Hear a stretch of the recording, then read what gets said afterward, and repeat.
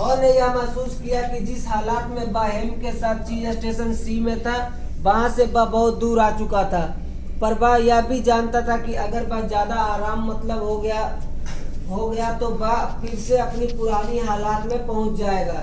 इसीलिए हर रोज वह यह देखने के लिए चीज स्टेशन एन का निरीक्षण करता था कि उसके चीज की हालत कैसी थी। वह इसे पूरी तरह पक्का कर लेना चाहता था ताकि अचानक होने वाला कोई परिवर्तन उसे हैरान न कर दे।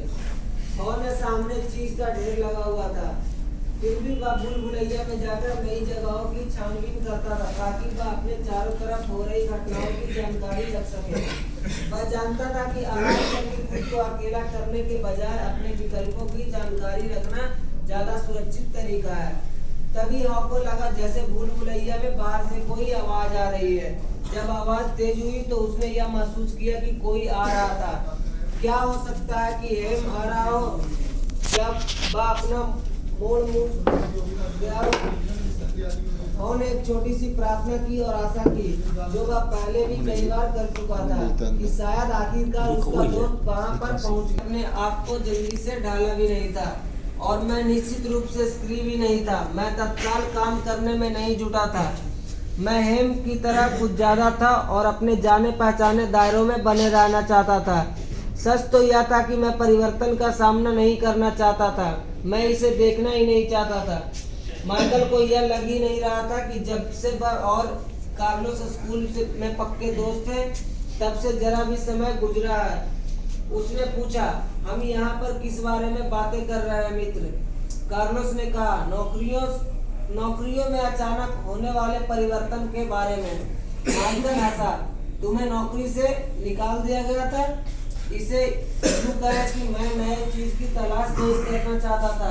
मेरे ख्याल से मेरे पास एक पुख्ता वजह थी जिसके कारण मेरी जिंदगी में परिवर्तन नहीं होगा, और इसी कारण मैं उस समय बहुत परेशान हो गया था। उसके कुछ पुराने सहपाठी जो पहले चुप थे, अब काफी आरामदेह अनुभव कर रहे थे और अब वे भी बोलने लगे। इनमें फ्रैंक भी था जो सेना में चला गया था। हेम ने देखकर मुझे अपने एक दोस्त की याद आती है, फ्रैंक ने कहा। उसका डिपार्टमेंट बंद हो रहा था पर वह उस तरफ देखना नहीं चाहता था।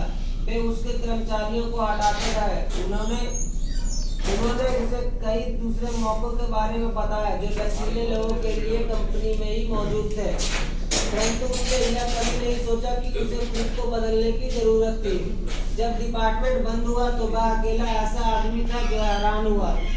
जब उसे इस अनसोचे बदलाव के साथ तालमेल बैठाने में बहुत बदकिस्मती से हम अपने बिजनेस में आ रहे बदलावों को देखना नहीं चाहते थे और अब बहुत देर हो चुकी है। हम अपने को कई स्ट्रोक बंद करने पड़ रहे हैं। इससे समूह के कई लोगों को हैरानी हुई क्योंकि उनके ख्याल से नेथन ही इतना किस्मत वाला था जिसके पास इतना सुरक्षित व्यवसाय था और जिसके सहारे वह जिंदगी चीज की अपनी खुद की जिंदगी होती है। और कम हो गई।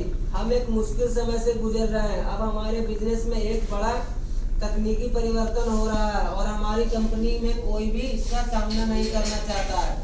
यह अच्छा अनुभव नहीं है। मैं सोचती हूँ कि जल्द ही मेरी नौकरी छूट जाएगी। यह भूल भुलैया समय है, कार्लोस चिल्लाया। हर कोई हंसा, इसमें जेसिका भी शामिल थी। कार्लोस ने जेसिका की तरफ मुड़कर कहा, यह अच्छा है कि आप खुद पर हंस सकती हैं। फ्रैंक ने कहा, मैंने कहानी से यही सीखा। मैं खुद को काफी गंभीरता से लेता हूँ। मैंने यह देखा कि हौत तब बदला जब वह खुद पर हंस सका और यह देख सका कि वह क्या कर रहा था। कोई ताज्जुब नहीं कि उसे नया चीज मिला।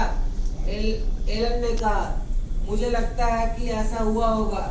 कोरी ने कहा, मुझे नहीं लगता, कई लोग कभी नहीं बदलते और उन्हें इसकी कीमत चुकानी पड़ती है।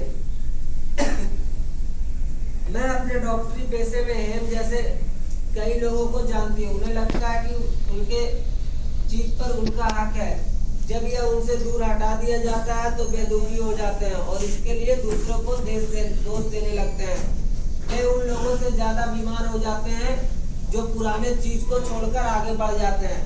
फिर नेथन ने आहिस्ता से कहा, जैसे वह खुद से बात कर रहा हो, मेरे हिसाब से सवाल यह है, हमें क्या छोड़ना चाहिए और हमें किस तरफ आगे बढ़ना चाहिए। कुछ देर सभी चुप बैठे रहे। मुझे यह मानना ही पड़ता है, नेतन ने कहा। मैंने देखा कि देश के दूसरे हिस्से में क्या हो रहा था, परंतु मुझे यह आशा थी कि हम पर इसका असर नहीं पड़ेगा। मेरा मानना है कि तब परिवर्तन करना ज्यादा अच्छा होता है जब आप ऐसा कर सकते हैं, बजाय इसके कि आप परिवर्तन के बाद धीमी प्रतिक्रिया करें और मन मारकर इससे समझौता करने की कोशिश करें। शायद हमें अपना खुद के चीज हटाते रहना चाहिए। मतलब, फ्रैंक ने पूछा। नेतन ने जवाब दिया, मैं सिर्फ यह सोचता हूँ कि हम आज कहाँ होते अगर हमने अपने पुराने ट्रस्ट के नीचे रियल एस्टेट को बेचा होता और नामी गिरामी कंपनियों से होल्ड करने के लिए एक बड़ा आधुनिक स्टोर बनाया होता। लोरा ने कहा, शायद यही हॉक का मतलब था जब उसने दीवार पर लिखा था, रोमांच का मजा ले और चीज के साथ आगे बढ़े। फ्रैंक ने कहा, मैं सोचता हूँ कुछ बातें कभी नहीं बदलनी चाहिए। उदाहरण के लिए